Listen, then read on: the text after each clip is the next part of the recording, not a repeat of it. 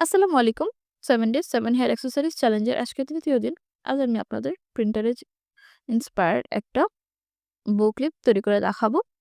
এজন্য আমি আমার ঘরে থাকা ২ টা ছোট, ছোট টুকরা কাপড় এখানে নিয়ে নিয়েছি। এটাতে হালকা করে সিকোয়েন্সের ওয়ার্ক করা ছিল এবং অন্যটাতে স্টোনের ওয়ার্ক করা ছিল।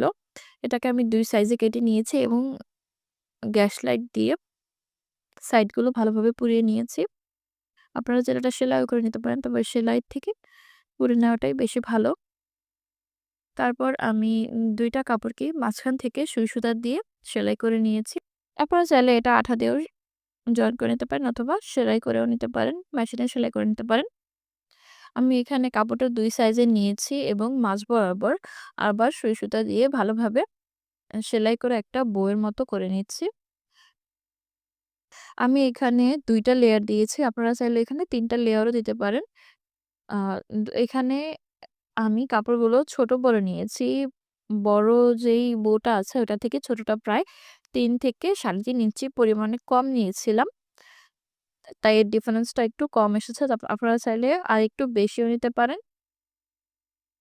বউটা ভালোভাবে তৈরি করার পর এবার আমরা মাঝে একটা আ কাপড় দিয়ে এটাকে সুতাটা ঢেকে দেব।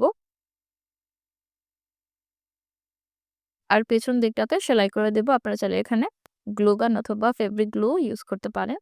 আমাদের বউটা তৈরি করা শেষ। এবার আমরা এখানে একটা পার্ল চেইন এড করব। আমি এখানে স্টোন চেইনটাও নিয়ে দেখেছিলাম। খুব একটা ভালো লাগছিল না। তাই আমি এখানে পার্ল চেইনটা ইউজ করছি। আমি ২ টা জাম রিং দিয়ে আগে পার্ল চেইনটাকে সেট করে নিয়েছি।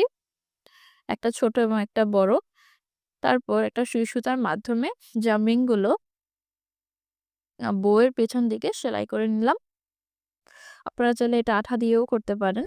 আমি সেলাইয়ের পরেও একটুখানি B6000 বা 7000 আঠা দিয়ে দিয়েছিলাম। যেন সহজে জামরিংগুলো খুলে না যায় এবং সবশেষে গ্লু গানের সাহায্যে একটা ক্লিপ এড করে দিয়েছি। আপনারা চাইলে ক্লিপটাকেও আরেকটু সিকিউর করার জন্য একটা কাপড় পেছন দিকে এড করতে পারেন। আপনাদের উইশ লিস্টে এই ধরনের কোনো অ্যাক্সেসরিজ থাকলে